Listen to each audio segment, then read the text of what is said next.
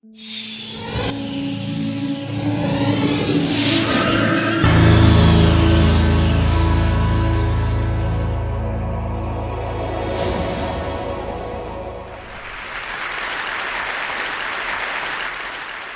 bring to you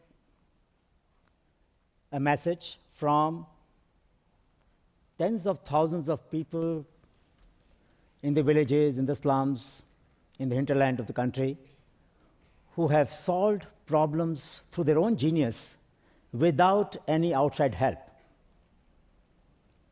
When our Home Minister announces a few weeks ago a war on 1/3 of the India, about 200 districts that he mentioned were ungovernable, he missed a point that we have been stressing for the last 21 years. The point that people may be economically poor, but they are not poor in the mind. In other words, the minds on the margin are not the marginal minds. That is the message which we started 21 years ago. And why did it start? Let me just tell you briefly my personal journey which led me to come to this point. 85, 86, I was in Bangladesh advising the government and the research council there how to help scientists work on the lands, on the fields of the poor people, and how to develop research technologies which are based on the knowledge of the people. I came back in 86. I had been tremendously invigorated by the knowledge and creativity that I found in that country, which had 60% landlessness, but amazing creativity. I started looking at my own work. The work that I had done for the previous 10 years, almost every time had instances of knowledge that people had shared. Now, I was paid in dollars as a consultant, and I looked at my income tax return and tried to ask myself, is there a line in my return which shows how much of this income gone to the people whose knowledge has made it possible? Was it because I'm brilliant that I'm getting this reward or this recognition? Is it that I write very well? Is it that I articulate very well? Is it that I analyze the data very well? Is it because I'm a professor and therefore I must be entitled to this reward from the society? I tried to convince myself that no, I've argued for the policy changes. The public policy will become more responsive to the needs of the poor, and therefore I think it's okay. But it appeared to me that all these years that I had been working on exploitation by landlords, by moneylenders, by traders, gave me an insight that probably I was also an exploiter, because there was no line in my income tax return which showed this income accrued because of the brilliance of the people, those people who have shared their knowledge in good faith and trust with me, and nothing ever went back to them. So much so that much of my work till that time was in English language. Majority of the people from whom I learned didn't know English. So what kind of accountability it was? I was talking about social justice, and here I was a professional who was pursuing the most unjust act of taking knowledge from the people, making them anonymous, getting rent from that knowledge by sharing it and doing consultancy, writing papers and publishing them in the papers, getting invited to the conferences, getting consultancies and whatever have you. So then a dilemma arose in the mind that if I'm also an exploiter, then this is not right. Life cannot go on like that. And this was a moment of great pain and trauma, because I couldn't live with it any longer. So I did a review of ethical dilemma and value conflicts in management research, read about 100 papers, and I came to the conclusion that while dilemma is not unique, the solution had to be unique. And one day, I don't know what happened, while coming back from the office towards home, maybe I saw a honeybee, or it occurred to my mind that if I only could be like honeybee, the life would be wonderful. What honeybee does, it pollinates, takes nectar from the flower, pollinate another flower, cross-pollinates. And when it takes the nectar, the flowers don't feel short-changed. In fact, they invite the honeybees through their colors. And the bees don't keep all the honey for themselves. These are the 3 guiding principles of honeybee network. That whenever we learn something from people, it must be shared with them in their language. They must not remain anonymous. And I must tell you that after 20 years, I have not made 1% change in the professional practice of this art. That is a great tragedy, which I'm carrying still with me, and I hope that all of you will carry this with you, that the profession still legitimizes publication of knowledge of people without attributing them, by making them anonymous. The research guidelines of US National Academy of Sciences or Research Council of UK or Indian Council of Science Research do not require that whatever you learn from people, you must share back with them. We are talking about an accountable society, a society which is fair and just, and we don't even do justice in the knowledge market, and India wants to be a knowledge society. How will it be a knowledge society?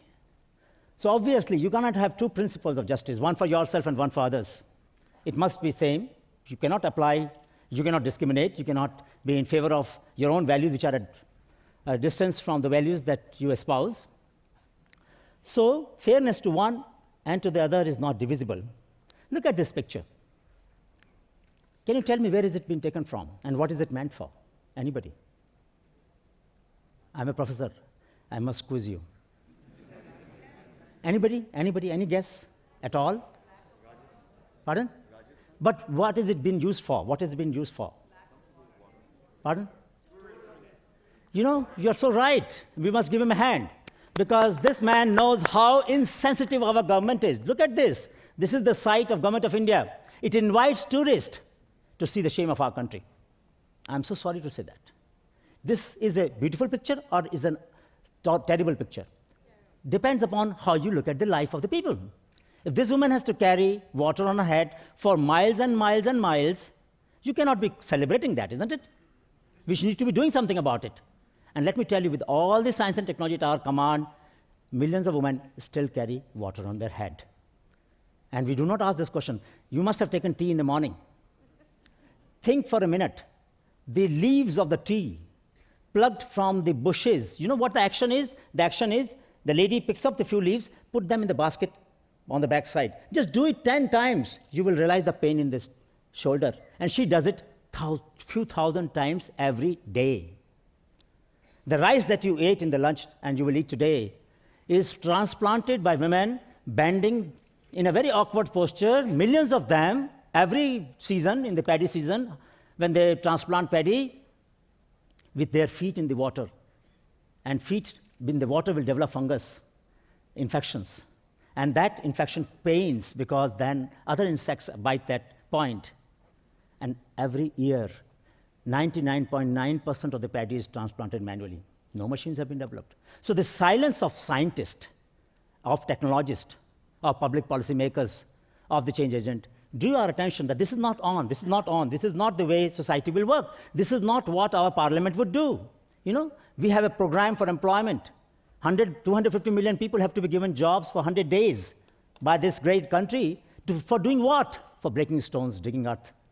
So we asked the question to the parliament that do poor have heads? Do poor have legs, mouth, and hand, but no head? So Honeybee Network builds upon the resource in which poor people are rich. And what does happen? Anonymous, faceless, nameless person gets in contact with the network and then gets an identity. This is what Honeybee Network is about. And this network grew voluntarily, continues to be voluntary, and has tried to map the minds of millions of people of our country and other parts of the world who are creative. They could be creative in terms of education, they may be creative in terms of culture, they may be creative in terms of institutions. Majority of our work is in the field of technological creativity. The innovations, either in terms of contemporary innovations or in terms of traditional knowledge. And it all begins with curiosity. It all begins with curiosity. This person whom we met, and you will see it on the website, sashi.org, this tribal person, he had a wish. And he said, if my wish gets fulfilled, somebody was sick and he had a manyata that, look, God, please cure him. And if you cure him, I will get my wall painted. And this is what he got painted. Somebody was talking yesterday about Maslowian hierarchy. There could be nothing more wrong than the Maslowian model of hierarchy of needs, because the poorest people in this country can get enlightenment. Karveer, Rahim, all the great saints, Sufi saints, they were all poor people, and they had a great vision. Please do not ever think that only after meeting your physiological needs and other needs can you be thinking about your spiritual needs or your enlightenment. Any person, anywhere, is capable of rising to that highest point of attainment only by the resolve that they have in their mind that they must achieve something. Look at this. We saw it in our Shodh Yatra. Every 6 months we walk in different parts of the country. I walked about 4,000 kilometers in the last 12 years. So on the wayside, we found these dung cakes, which are used as a fuel. Now, this lady on the wall of the dung cake heap has made a painting. That's the only space she could express her creativity. And she's so marvelous. Look at this lady, Ramkumari Devi, on a grain bin in Champaran. We had a Shodh Yatra. And we were walking in the land where Gandhiji went to hear about the tragedy, pain of the indigo growers. Bhavi Mahato in Purulia and Bankura, look at what she has done. The whole wall is her canvas. She's sitting there with a broom. Is she an artisan or an artist? Obviously, she's an artist. She's a creative person. If we can create markets for these artists, we will not have to employ them for digging earth and breaking stones. They will be paid for what they're good at, not what they're bad at.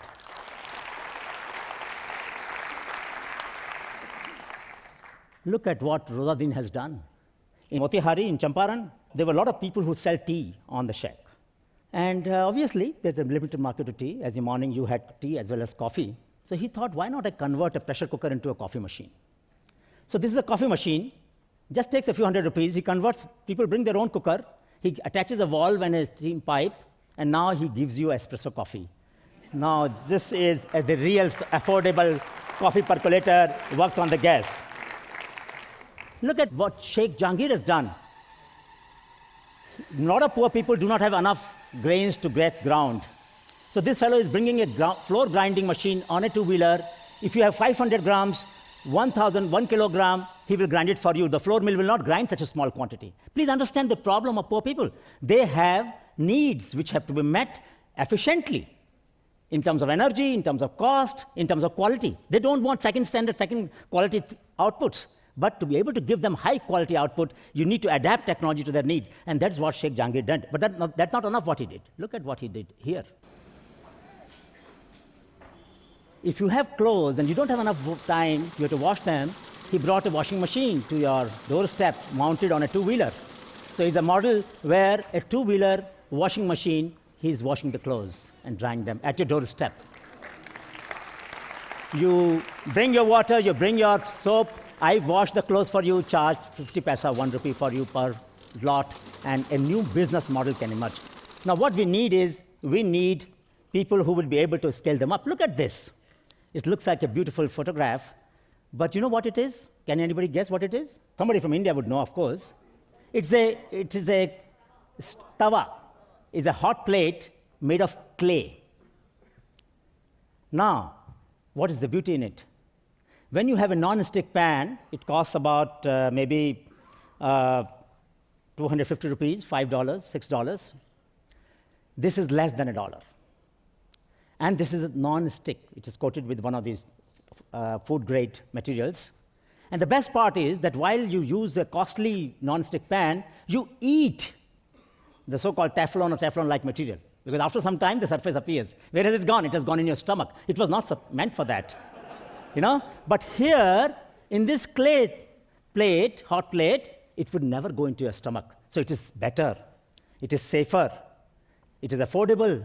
It is energy efficient. In other words, solutions by the poor people need not be cheaper, need not be so-called jugaad, need not be some kind of makeshift arrangement. They have to be better, they have to be more efficient, they have to be affordable. And that is what Mansukh Bhai Prajapati has done. He has designed this blade with a handle, and now in $1, you can afford a better alternative than the people market is offering you. This lady, she developed a herbal pesticide formulation. We filed a patent for her in National Innovation Foundation. And who knows, somebody will license this technology and develop marketable products, and she would get revenue. Now, let me mention one thing. I think we need a polycentric model of development, where a large number of initiatives in different parts of the country, in different parts of the world, would serve the needs of locality in a very efficient and adapted manner. Higher the local fit, greater is the chance of scaling up. In the scaling up, there's an inherent inadequacy to match the needs of the local people point by point with the supply that you're making. So while people are willing to adjust with that mismatch, things can scale up, and they have scaled up. For example, cell phones. We have 400 million cell phones in this country. Now, it is possible that I use only 2 buttons in the cell phone, only 3 options in the cell phone. It has 300 options. I'm paying for 300. I'm using only 3, but I'm willing to live with it. Therefore, it is scaling up. But if I had to get a match to match, obviously I would need a different design of a cell phone. So what we are saying is that scalability should not become enemy of sustainability. There must be a place in the world for solutions that are only relevant for a locality, and yet one can be able to fund them. One of the greatest tragedy that we have been finding is that many times investors would ask this question: what is a scalable model? As if need of a community which is only located in a space and time and has those needs only located in those places have no legitimate right to get them fulfilled because they are not part of a large scale. So either you sub-optimize your needs to a large scale or else you remain out. Now, the Amazon model, the long tail model, tells you that small sales of large number of books, for example, having only few copies sold, can still be a viable model. And we must find a mechanism where people will pool in the portfolio, will invest in the portfolio, where different innovations will go to a small number of people in their localities, and yet the overall platform, the model will become viable. Look at what he is doing. Saidullah Saab is an amazing man. At the age of 70, he is linking up something very creative.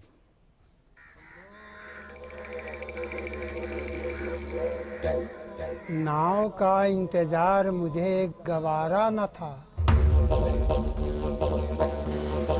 मुझे मेरे प्यार से मिलना ही था।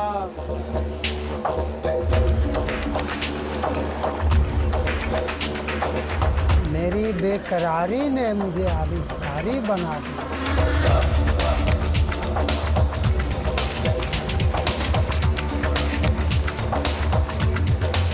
पर प्यार को भी आविष्कार का सहारा लेना ही पड़ता है। आविष्कार ही मेरी नूर का नूर है, नई खोज ही मेरी जिंदगी का जुनून है। माई टेक्नोलॉजी।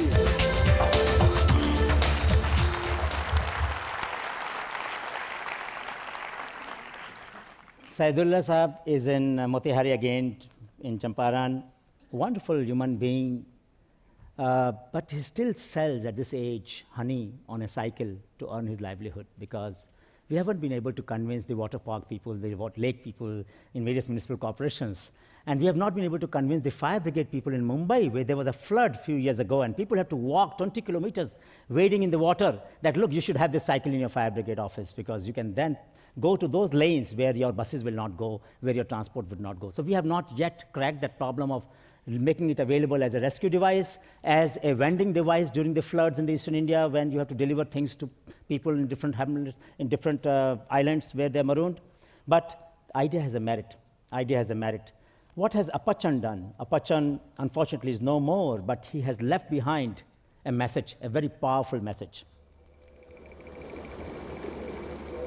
ലോകം കൊണ്ടിരുന്ന് ഞാനൊന്ന് കാണാറുണ്ട്.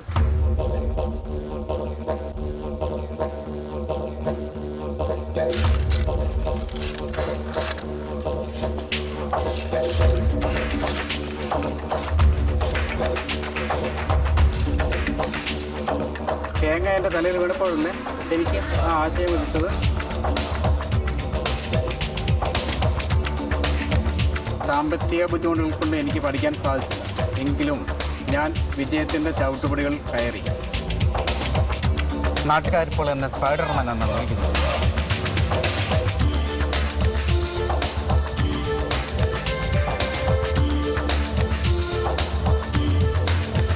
Technology.